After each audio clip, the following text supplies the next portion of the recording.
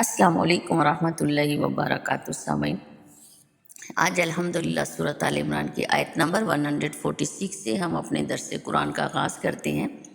اس دعا کے ساتھ کہ اللہ رب العزت اس کا ایک ایک لفظ ہمیں صحیح سمجھنے کی، سمجھانے کی بھی توفیق دے اور پھر یہ ہمارے عمل کا حصہ بن جائے، آمین۔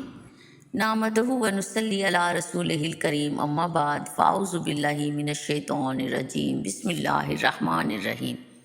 رب اشرح لی صدری ویسر لی امری واحلل عقدۃ من لسانی یفقہوا قولی، ربی زدنی علما، ربی یسر ولا تعسر وتمم بالخیر وبک نستعین، آمین اللہم آمین۔ سامعین، پچھلی آیت مبارکہ میں غزوہ احد پر تبصرہ چل رہا تھا اور غزوہ احد کی وقتی شکست سے مسلمان دل برداشتہ بھی ہو رہے تھے، تو یہاں اللہ رب العزت نے مسلمانوں کو تسلی دی ہے کہ تم سے پہلے بھی کئی نبی ایسے گزرے ہیں جنہوں نے اللہ کے راستے میں جنگ کی ہے اور ان کا ساتھ اللہ والوں نے دیا ہے، ان کو بھی اس راستے میں تکلیفیں پہنچی ہیں، لیکن انہوں نے ثابت قدمی دکھائی، انہوں نے صبر کیا اور کامیابی جو ہے وہ ہمیشہ اللہ پر بھروسہ کرنے سے اور صبر کرنے سے نصیبت ہوتی ہے۔ تو اللہ رب العزت اس آیت مبارکہ میں فرماتے ہیں وَكَأَيٍّ مِّن نَبِيٍّ قَاتَلَ مَعَهُ رِبِّيُّونَ كَثِيرٌ فَمَا وَهَنُوا لِمَا أَصَابَهُمْ فِي سَبِيلِ اللَّهِ وَمَا ضَعُفُوا وَمَا اسْتَكَانُوا۔ بہت سے نبی گزرے ہیں جن کے ساتھ مل کر ربیون یعنی اللہ والوں نے، رب والوں نے جہاد کیا ہے، جنگ کی ہے، اور اس راستے میں ان کو تکلیفیں بھی پہنچی ہیں، لیکن انہوں نے وہاں نہ تو سستی دکھائی ہے، وما ضعوف، اور نہ انہوں نے کمزوری دکھائی ہے، وما استکانوا، اور نہ وہ دبے ہیں، نہ وہ گڑ گڑائے ہیں، یعنی کفار کے روب میں آ کر نہ تو وہ کمزور ہوئے، نہ انہوں نے سستی کی، اور نہ ہی انہوں نے وہ کفار کے سامنے ہاتھ گھٹنے ٹیکے، ہاتھ پاؤں جوڑے۔ واللہ یحب الصابرین، اور اللہ دوست رکھتا ہے صبر کرنے والوں کو۔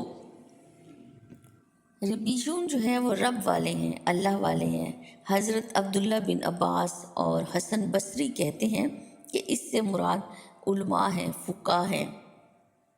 تو اس آیت مبارکہ سے پتہ چلا کہ ہر نبی کو ہر دور میں آزمایا گیا، ان کو جنگوں کا سامنا ہوا، لیکن فتح اور کامیابی انہی کو نصیب ہوئی جنہوں نے صبر کیا، میدان جنگ میں استقامت دکھائی، اللہ پر بھروسہ کیا۔ اور اللہ خود فرما رہے ہیں واللہ یحب الصابرین، اور اللہ محبت رکھتا ہے صبر کرنے والوں سے، اللہ دوست رکھتا ہے ان کو۔ سامعین، اس آیت مبارکہ میں 3 الفاظ بہت قابل غور ہیں، ایک ہے وہن، ضعف اور استقامت۔ اب وہن کیا ہے؟ موت کے خوف اور زندگی سے محبت جو ہے انسان کو کمزور کر دیتی ہے، یہ چیز وہن کہلاتی ہے۔ حدیث مبارکہ کا مفہوم ہے کہ آپ صلی اللہ علیہ وسلم نے فرمایا تھا کہ میری امت میں ایک وقت ایسا آئے گا کہ ان کے اندر وہن پیدا ہو جائے گا، یعنی دنیا کی محبت، زندگی کی محبت اور موت کا خوف پیدا ہو جائے گا، یعنی یہ چیز انسان کے اندر بزدلی پیدا کرتی ہے، جس سے انسان کے ارادے کمزور ہوتے ہیں، اور بزدلی انسان کے ارادوں پر اثر انداز ہوتی ہے کہ اس سے انسان کو نقصان کا خوف ہوتا ہے۔ جب انسان کو نقصان کا خوف ہوتا ہے تو اس کے اندر ضعف پیدا ہوتا ہے، یعنی اس کے اندر کمزوری آ جاتی ہے اور اس کے اندر استقامت نہیں رہتی، وہ بے بس ہو جاتا ہے، دشمن سے خوف زدہ ہو جاتا ہے۔ تو اللہ رب العزت فرما رہے ہیں کہ اے محمد صلی اللہ علیہ وسلم کے امتی، تمہارے اندر یہ 3 چیزیں نہیں ہونی چاہیے۔ اب ہم سب نے اپنا اپنا جائزہ خود لینا ہے کہ اگر ہمیں کوئی تکلیف پہنچتی ہے تو ہم اس پر کتنا صبر کرتے ہیں، کیونکہ فطرت کا ایک قانون ہے کہ ہر کام اپنے وقت پر ہوتے ہیں۔ وہ لوگ جو بے صبر پن کا شکار ہوتے ہیں وہ کوئی بھی کام بہتر انداز سے نہیں کر سکتے، نہ دنیا کا اور نہ آخرت کا۔ تو پتہ چلا سامعین کہ اللہ کی دوستی حاصل کرنے کے لیے کسی طرح بھی حالات ہوں، کوئی بھی موقع ہو، وہاں صبر بھی کرنا ہے، اللہ کی ذات پر بھروسہ بھی رکھنا ہے، اور استقامت کا مظاہرہ کرنا ہے، جب کہیں ہمیں اس مقام پہ کامیابی بھی نصیب ہوگی اور اللہ رب العزت کی محبت، اللہ رب العزت کا ساتھ، اللہ رب العزت کی دوستی بھی نصیب ہوگی انشاءاللہ تعالی۔ آگے اللہ رب العزت فرما رہے ہیں وَمَا كَانَ قَوْلَهُمْ إِلَّا أَن قَالُوا رَبَّنَا اغْفِرْ لَنَا ذُنُوبَنَا وَإِسْرَافَنَا فِي أَمْرِنَا وَثَبِّتْ أَقْدَامَنَا وَانصُرْنَا عَلَى الْقَوْمِ الْكَافِرِينَ۔ تو سامعین، یہ ہے ربیون کی دعا جو میدان جنگ میں ہیں، جہاد کر رہی ہیں، پھر بھی ان کو اپنے نفس کی اصلاح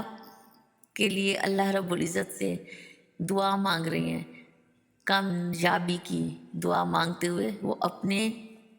گناہوں کو یاد کر رہی ہیں، اور وہ کیا فرما رہے ہیں، ان کی عاجزی دیکھیں، وَمَا كَانَ قَوْلَهُمْ إِلَّا أَن قَالُوا، اور اس حالت میں بھی ان کے منہ سے جو بات نکلتی ہے تو وہ کیا ہے، رَبَّنَا اغْفِرْ لَنَا ذُنُوبَنَا،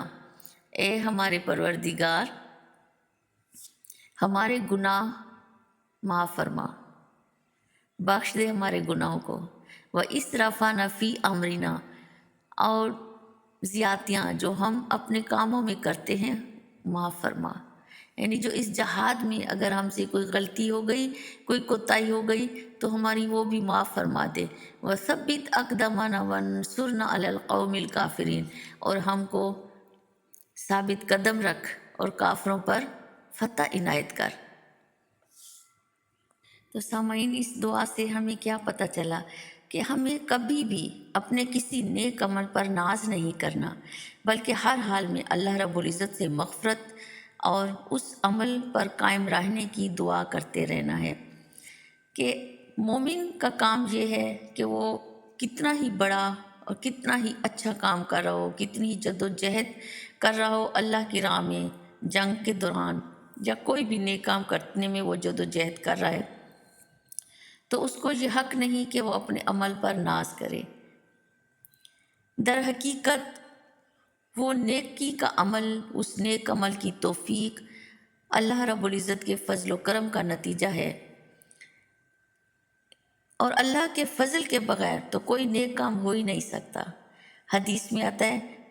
کہ اگر اللہ کا فضل و کرم نہ ہوتا تو ہمیں نہ سیدھے راستے کی ہدایت ملتی، نہ ہم سے زکوٰۃ و نماز ادا ہو سکتی۔ سامعین، ہم جو بھی نیک کرتے ہیں، نیکی کرتے ہیں یا نیک عمل کرنے کی کوشش کرتے ہیں، تو وہ جہاں اللہ رب العزت کی دی ہوئی توفیق کے ساتھ کرتے ہیں، وہاں ہم اپنے بشر ہونے کی حیثیت سے اپنی سوچ اور اپنی طاقت کے مطابق اس کام کو کرتے ہیں، جبکہ اللہ رب العزت کی تو شان عظیم ہے، وہ تو کوئی غلطی، کوئی خطا کر ہی نہیں سکتا، ہم کوئی نیکی اس کی شان کے مطابق نہیں کر سکتے، ہم اپنی طاقت اور اپنی سوچ کے مطابق کرتے ہیں۔ تو ضرورت اس بات کی ہے کہ ہر حالت میں، ہر نیکی کرنے کے بعد، ہر نیک عمل کے بعد ہمیں استغفار کرنا چاہیے، ہمیں استغفار کی ضرورت پڑتی ہے نیکی کے بعد۔ تو سامعین، نیک عمل کرنے کے بعد ہمیں مطمئن نہیں ہو جانا کہ آج میں جو نیکی کر رہا ہوں میں ہمیشہ یہ کرتا رہوں گا، میں ہمیشہ یہ نیکی کی توفیق مجھے ملتی رہے گی۔ اس لیے جو بھی نیکی ہم کر رہے ہیں نا، اس پر ندامت اور آئندہ کے لیے اس پر قائم رہنے کی دعا کرتے رہنا چاہیے، ہمیں استغفار کرتے رہنا چاہیے۔ نیکی پر استقامت کی دعا کرنا مومن کا وظیفہ ہونا چاہیے۔ تو سامعین، ہمیں زندگی کا ایک اصول بنانا ہے کہ جب بھی کوئی مشکل آئے، حالات سازگار نہ ہوں، تو ہمیشہ نگاہ اپنے گناہوں پر ڈالیں، میں نے کہاں غلطی کی، کہیں اللہ مجھ سے ناراض تو نہیں ہو گیا، فوراً استغفار کریں، کہ اللہ کا وعدہ ہے جو استغفار کرے گا اللہ اس کے غموں کو دور کر دے گا۔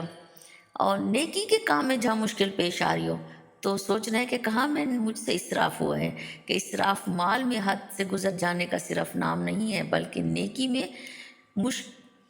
مشکل میں بھی سوچنا ہے کہیں میں اعتدال سے تو نہیں گزر گئی۔ تو دل چھوٹا کرنے کی ضرورت نہیں بلکہ دعا کی ضرورت ہوتی ہے اس وقت۔ وَثَبِّتْنَا أَقْدَامَنَا، کہ اے اللہ میرے قدم جمائے رکھنا۔ آگے کی آیت مبارکہ میں اللہ رب العزت ربیون کو دنیا اور آخرت دونوں میں اچھا بدلہ دینے کا ذکر فرما رہے ہیں۔ اللہ فرماتے ہیں فَآتَاهُمُ اللَّهُ ثواب الدنیا وحسن ثواب الآخرہ واللہ یحب المحسنین۔ پس دیا ان کو اللہ نے ثواب الدنیا، دنیا کا ثواب، و حسن اور بہت اچھا ہے، ثواب الآخرہ، آخرت کا ثواب، آخرت کا بدلہ، واللہ یحب المحسنین، اور اللہ نیکوکاروں کو دوست رکھتا ہے، اللہ احسان کرنے والوں کو دوست رکھتا ہے۔ تو سامعین، اللہ رب العزت نے ربیشون کے صبر، استقامت اور ان کی دعاؤں کے بدلے میں انہیں دنیا میں بھی عزت دی، اچھا بدلہ دیا، وہ دنیا کو پار کر گئے، اللہ نے ان کے فتح کے رستے کھول دیے، اور آخرت کا ثواب تو بہت ہی اچھا ہے، جنت ہے جس میں وہ ہمیشہ رہیں گے، اور ان سے کوئی ان کو نکال نہیں سکے گا، وہ خود بھی نکلنا نہیں چاہیں گے۔ وہ ان کے گھر اتنے عالی شان ہوں گے کہ ان باغوں میں نیچے نہریں بہہ رہی ہوں گی، اور وہ ہمیشہ ہمیشہ کے لیے ان کا مسکن ہوگا، اور اللہ رب العزت ایسے محسنین سے محبت رکھتا ہے۔ تو ان آیت مبارکہ کا خلاصہ جو سامنے آیا ہے وہ ہے صبر، دعا، استقامت اور اللہ رب العزت کی ذات پر بھروسہ کرنا ہی کامیابی کی کنجی ہے۔ نیکی اور اخلاص پر اللہ دنیا اور آخرت دونوں جہانوں کے انعامات عطا فرماتا ہے، اور جو لوگ اللہ کے دین کے لیے احسان کا رویہ رکھتے ہیں وہ اللہ رب العزت کے محبوب بن جاتے ہیں۔ وآخر دعوانا ان الحمد للہ رب العالمین، سبحانک اللہم و بحمدک، اشہد ان لا الہ الا انت، استغفرک و اتوب الیک۔